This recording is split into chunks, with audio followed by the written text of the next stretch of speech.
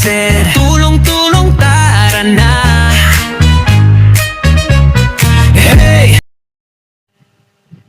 Ayan po mga kalingap, pagkatapos po sa paggawa po ng apartment po doon sa pinapagawang apartment ni Kuya Bal para po sa mga scholar, dito naman po tayo, ito naman po yung gagawin natin. Mag-iipon naman po tayo ng tubig para magdidilig naman po tayo. Yan po, ganito po yung routine natin araw-araw. Ito po yung ginagawa natin dito araw-araw. Nag-iipon po ng tubig at yung taga-dilig po ay si Kalingap JR. Si Kalingap JR naman po yung taga-dilig. Ayan po. Ganito po ang ginagawa namin araw-araw dito po. Ako po yung nag-iipon ng tubig sa pamamagitan po ng deep well. Ito po. Ayan po. Minsan po, mahirap po sumipsip ng tubig po ito. Sumasama po yung buhangin. Kasi yung lalim po nito ay 20 feet ang lalim po nito. At mahirap po talaga ang tubig dito. Kasi sumasama na po yung buhangin kapag ginaganito po. Sumasama po yung buhangin. Minsan po lumilinaw po siya, minsan malabo kasi sumasama po yung buhangin. Ayan lang po. At saka po pagkatapos po nito, maghuhugas naman po ako ng pinggan, saka baso, yung mga pinagkainan, saka yung ginagamit na mga baso po. Ako po ang maghuhugas. Ako po yung naghuhugas ng kaldero, kawali, yan. Yan po ang trabaho namin dito sa hiding place. Yan po.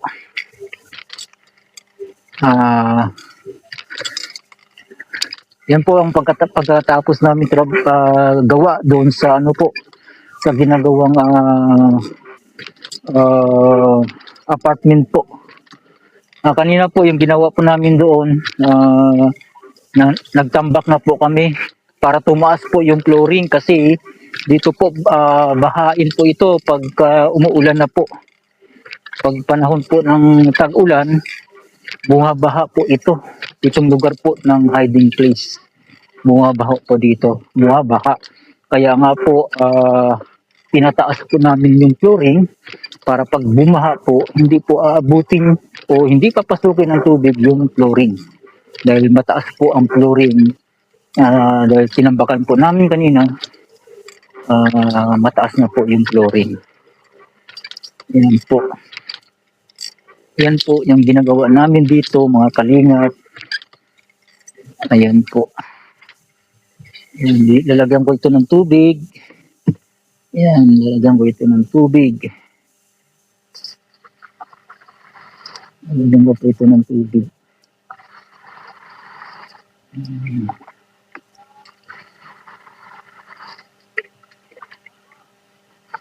Kailangan po parating puno ito. Itong lagayan ng tubig, kailangan parating puno kasi ginagamit po talaga dito, gamit na gamit po dito yung tubig. Opo, mahalaga po talaga yung tubig. Mahalaga po ang tubig dito. Yan po, mahalaga. Yung tubig po ay ginagamit sa panghugas. Ginagamit din po namin ito pampaligo. At panghugas ng pinggan, panghugas ng kaldero, baso, yan. Magagamit po ito, yung tubig na ito. Yan. Hindi lang pwede po inumin. Opo. Yung ginagamit po namin na para sa pang-inom po, bumibili kami ng distilled water. Yung sa refilling po, refilling. Nagre-refill po kami dito ng nagbibili po kami ng refill na tubig po. Ito yung mineral water po, mineral water. Binibili po namin.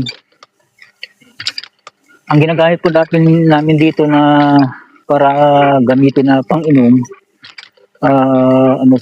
bumibili po kami ng tubig. Binibili po namin sa mineral water po. Mineral water po ang gamit namin dito. Para safe po. Safe po yung kalasugan. Itong tubig po na ito, ginagamit lang namin na pampaligo, panghugas ng kaldero, kawali, pinggan, at baso po. Ginagamit po namin ito at dahil sa mahina nga po yung ano nito, yung labas ng tubig, kapag naghahalo po kami, bukod po yun na kumukuha kami doon sa labas.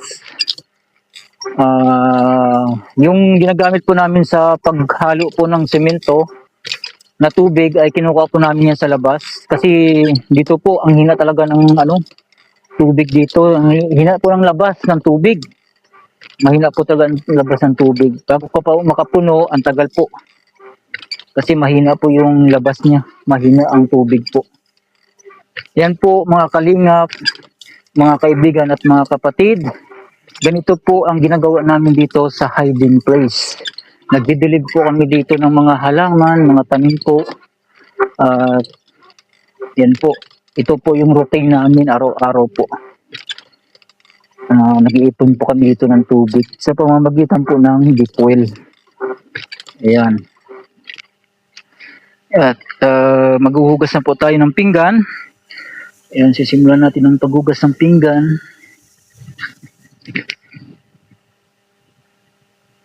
Maghuhugas na po tayo ng pinggan.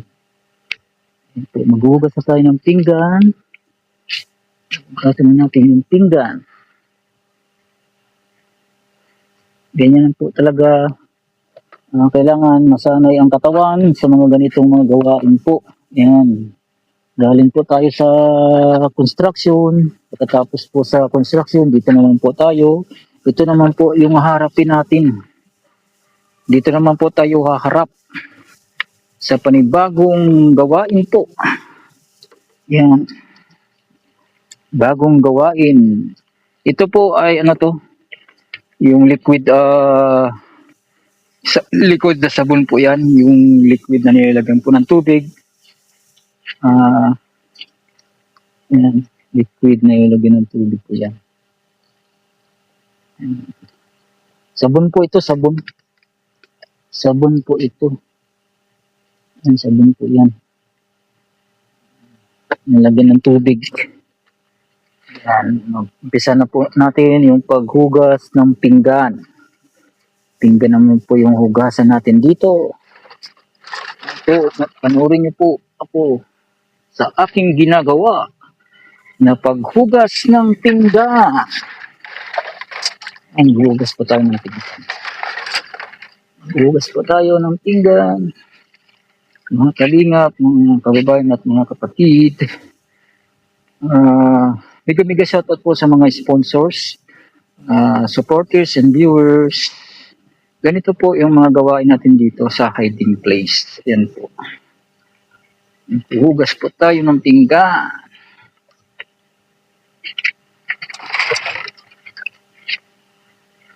Yan po. Para malinis po yung pinggan, hugasan. Sabunin po muna natin. Bago ko po yan inuhugasan yung pinggan, binababad ko po muna para yung mga nakadikit na mga kanin o ay madaling matanggal kapag pinunasan mo na po na may sabon po, madali pong matanggal. Yan po, madali na matanggal. Kahit yung kaldero po na nalagyan po ng tutong, kailangan po yan ibababad muna para lumambot po ang tutong at saka po huhugasan na po yan.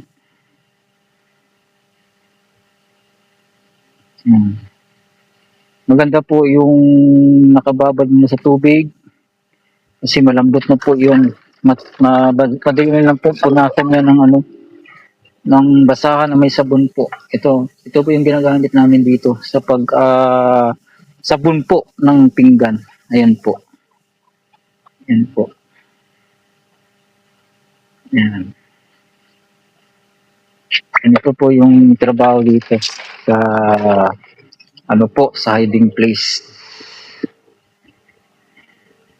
Nakatapos na po kami magdilig. Tapos na po magdilig si Kalingap G. Nakalimutan ko po mag-video kanina habang nagdidilig po. Siya po ang taga-dilig, ako naman po yung nag-iipon ng tubig. Yan po. Ako po yung nag-iipon ng tubig para tuloy-tuloy po yung daloy ng tubig at tuloy-tuloy po yung pagdidilig. Yan. Kasi po nung ako po ay nag-iisa lang dito, ang ginagawa ko po, ako lang po nagdidilig dito. Pag yung pinggan po ay hindi nugasan, ako na rin po naghuhugas. Noon, nung nag-iisa pa lang po ako dito. Ako na rin po yung nag-iipon ng tubig, ako na rin po yung taga-dilig. Po.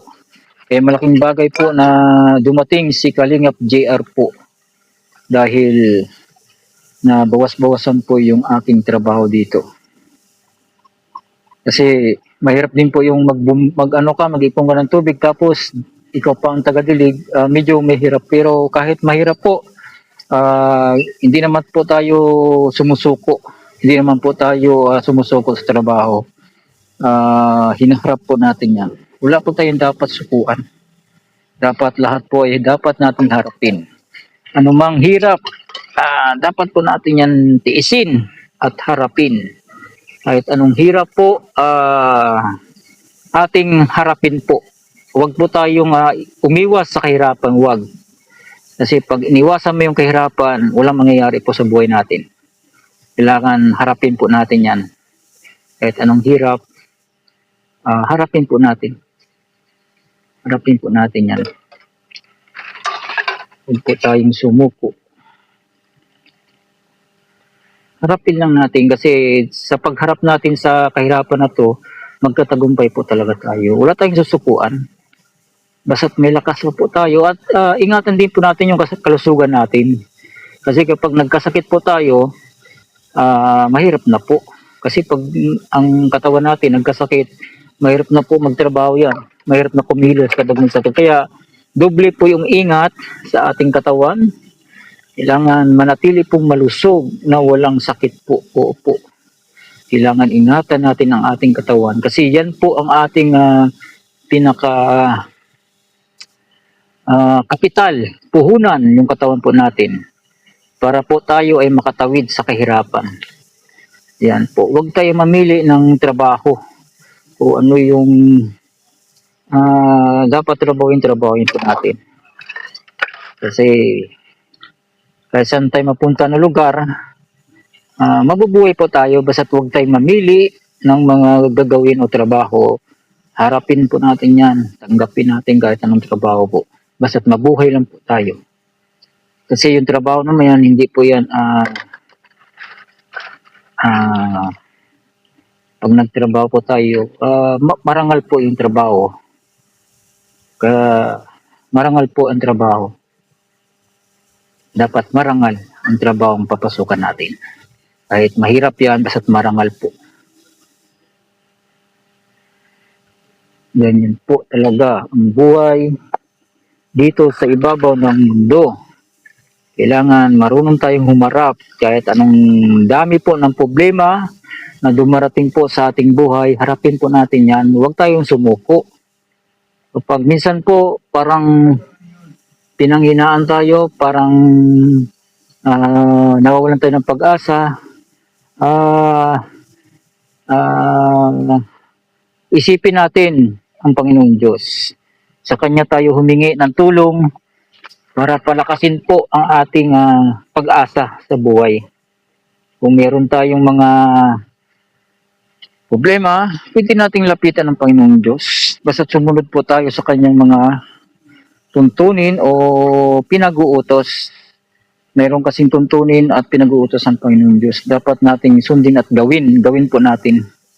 Gawin natin yung kalooban ng Panginoong Diyos. Totoo po yun. Gawin natin yung kalooban ng Panginoong Diyos.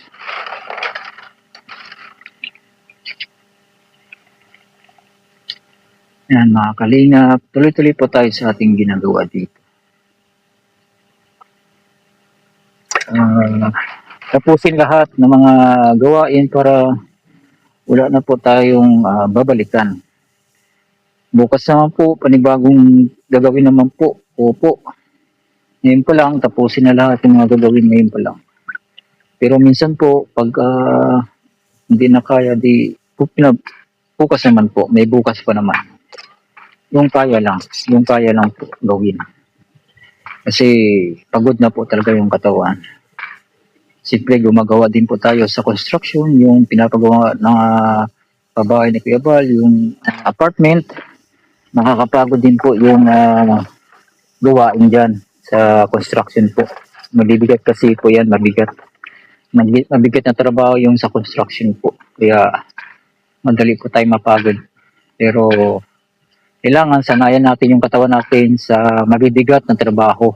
Lalo po't lalaki po. Kailangan po sa lalaking mabibigat na trabaho. Yan. Wala tayong pinipili na trabaho po. Basta trabaho, gawin natin. Basta't marangal po. Yan, marangal po ang trabaho. Gagawin po natin yan. Bukas iba naman po yung gagawin natin. Tapos po nito hugasan po natin yung kaldero sa yung kawali na ginamit po kanina sa pagluluto. Ganun lang po yung trabaho natin dito. Yan po. Yan po. Ito naman ang kasunod. Yung baso naman po. Yung baso naman. Yung baso naman po ang susunod na hugasan natin. Yan, mga baso naman po. Hugasan po muna natin to para lagyan ng malinis sa tubig. Hugasan natin ito. Yan. Hugasan natin yan. Kasi lalagyan ko ito ng malinis sa tubig po. Mga kalingap, lalagyan ito ng malinis na tubig. Yan. Hugasan natin to.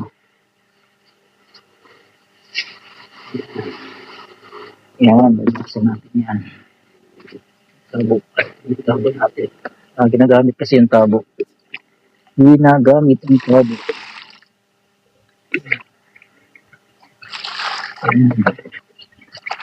Yan lang po ang trabaho. Ito lang po ang trabaho dito. Diba? Malinis na yan. Malinis na yan. Hugasan natin ulit to. Malinis na siya.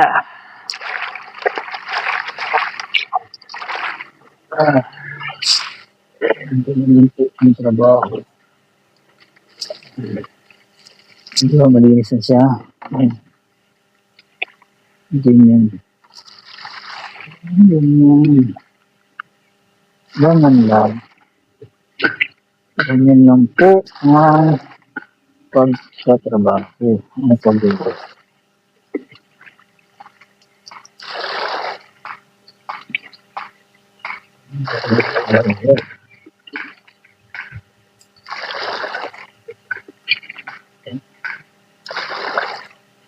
Ganito po araw-araw ang ginagawa ko po.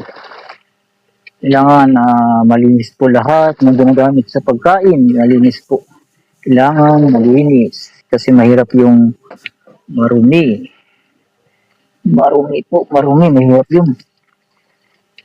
Mahirap yan. Yan po. Yan. Oh. Tayo. Pagsamahin natin po yung baso't baso. Yan. Yan. Dito naman po tayo sa baso po. Yan na po Yan natin kung ay nag-stop. Yan po mga kalingap, tuloy-tuloy po tayo sa ating ginagawa. Datingan lang po natin kung ilang minuto na po ito. 18 minutes pa. So, tuloy tayo sa ating ginagawa dito.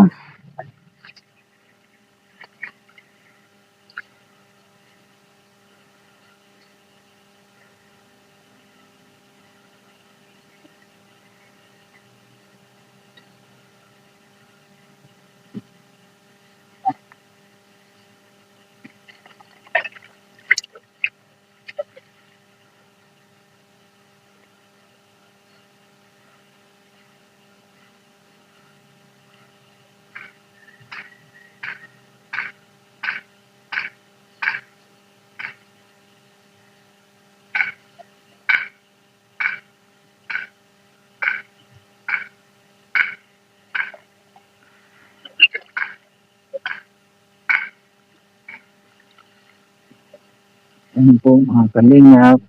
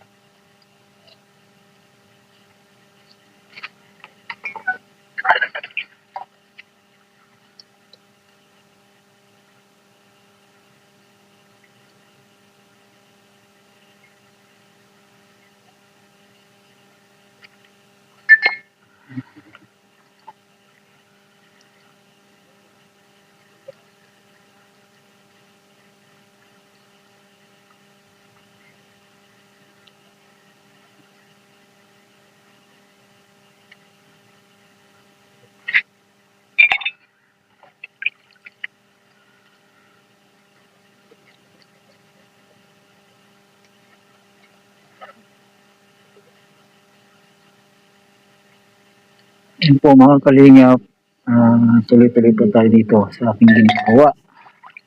Yung paghugas po ng pinggan. Yan po mga kalingap. Tuloy-tuloy lang po tayo dito sa aking ginagawa. Paghugas po. Hindi natin okay.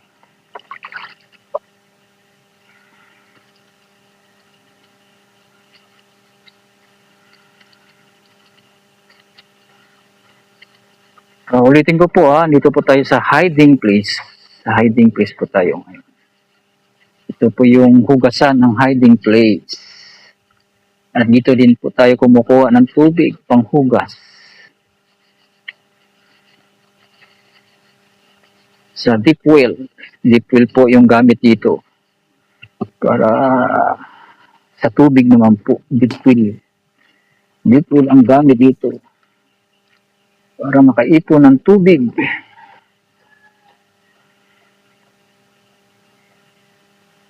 O mga kalingap.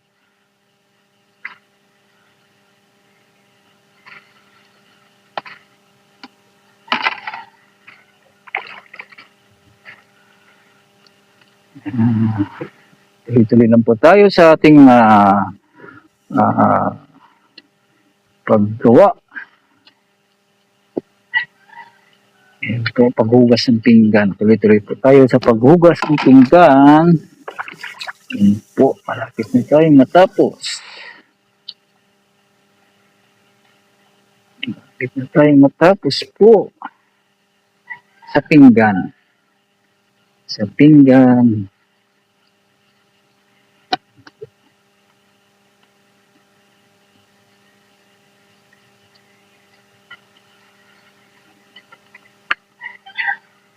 Ayan, tapos na po tayo. Tapos na po tayo maghugas ng pinggan. Hugasan naman natin ito.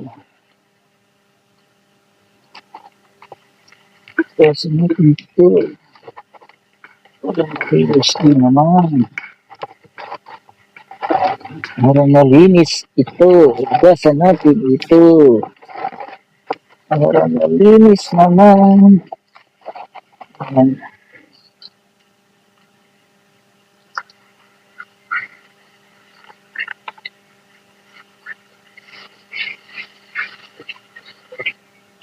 Ayan.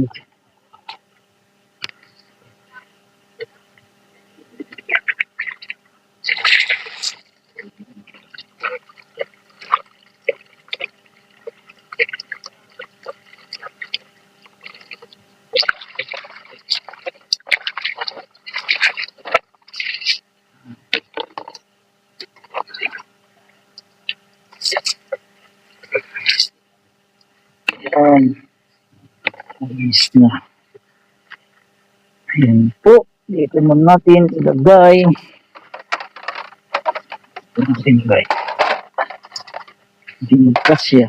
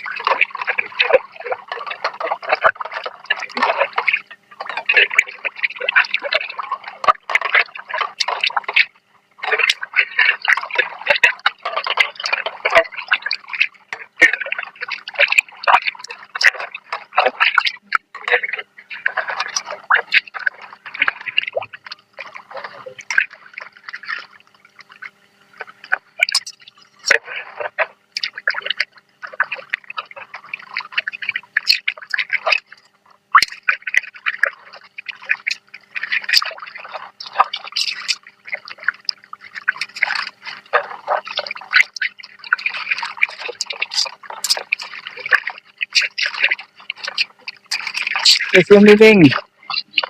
Please yan.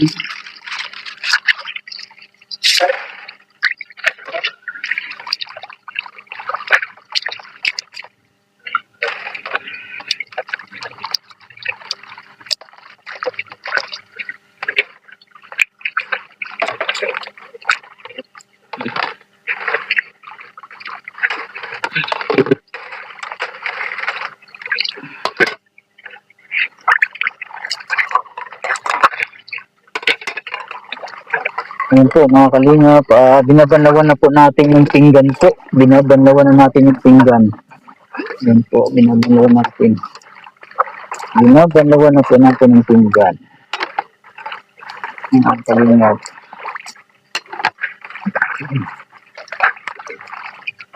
Banlawan natin yung pinggan. Banlawan na tayo ng pinggan.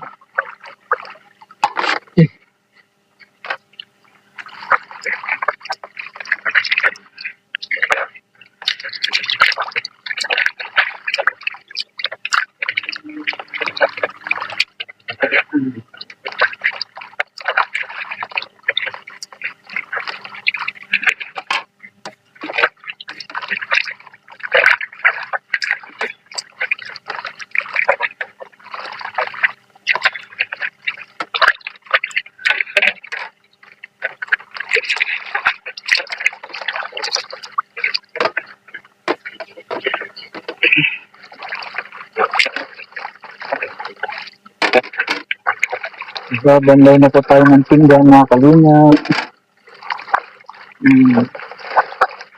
Babanlay na po tayo ng pinggan. Ano po, natin na tayo matapos sa pingganlaw ng pinggan.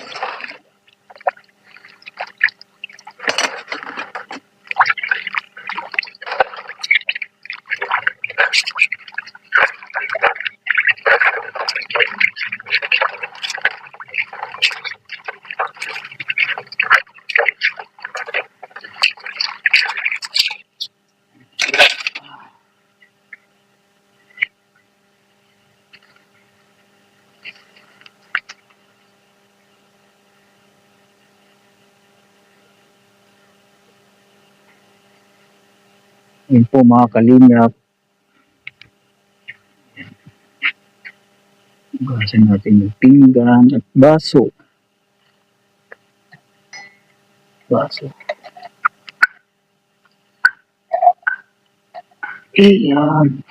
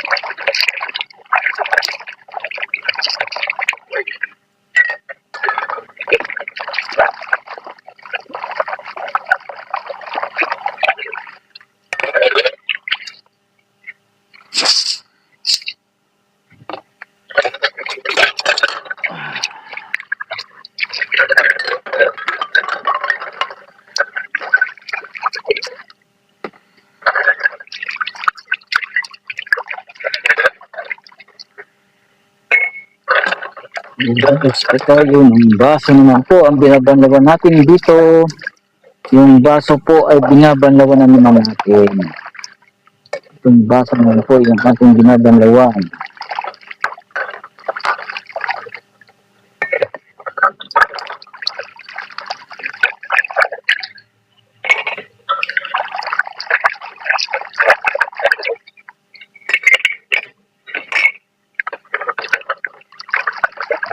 Yung baso po yung binabanlawan natin.